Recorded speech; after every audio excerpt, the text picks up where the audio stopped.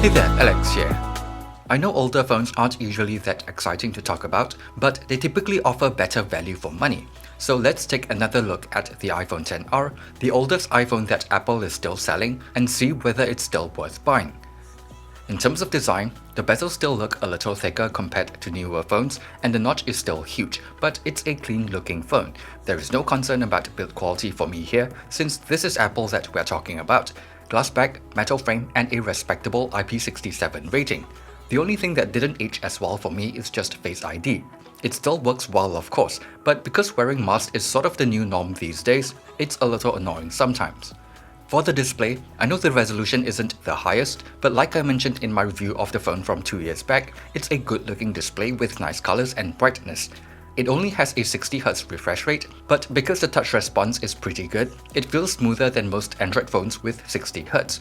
I know there are already cheap Android phones with 120Hz, and it's a nice feature to have for sure, but it's not something that I can't live without. Anyway, most of my usage like watching YouTube and Netflix doesn't really benefit much from it, and the games that I play don't go any higher than 60 FPS anyway. While we are talking about multimedia stuff, those are still really enjoyable on the iPhone XR because of the nice display and decent sounding stereo speakers. Performance when it comes to games are excellent as well. Because Apple's chipset are usually ahead of the competition, the performance of their phones tend to age a lot better than Android devices from the same year. So even after 2 years, I think it's still really good. Day-to-day usage has been great for me as well, and the phone still runs really smoothly. Battery life is still quite decent for me. My battery health is at around 94%, and it is able to get me through a day of regular use pretty easily. But it is possible to drain it within a day with very heavy use, since the battery capacity isn't really that big. I recorded the amount of battery drain while using the phone, so if you want some sort of reference, feel free to pause the video now.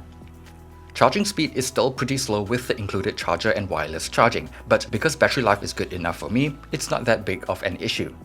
In terms of software, well, it's iOS, so it's kind of the same as recent iPhones. With iOS 14, we do get some extra features like even better privacy controls, being able to use widgets, and the ability to change the default mail and browser app. These are all nice to have for sure, but I still can't change other things like the default maps, for example. But anyway, I think it's great that Apple keeps their devices updated for so many years, because it really extends the lifespan of their devices. So even though the iPhone XR is already over 2 years old, I don't need to worry that it will stop getting updates anytime soon.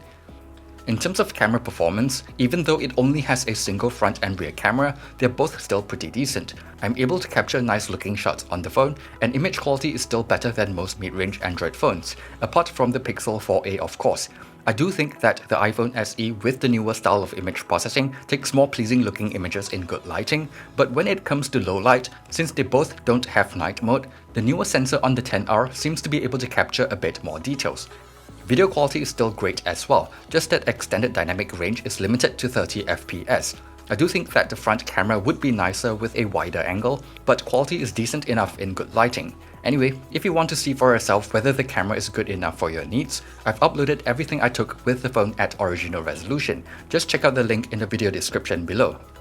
Overall, the iPhone XR is still able to provide a great user experience for anyone looking for a slightly cheaper iPhone, and I have no doubt that it will probably stay this way for at least a year or two. That said, I wouldn't really recommend buying it from Apple brand new because you can just pay a bit more to get the iPhone 11 instead.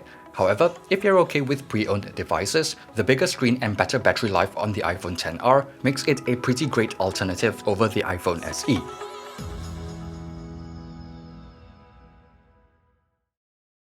Thanks for watching this video, and see you guys on the next one.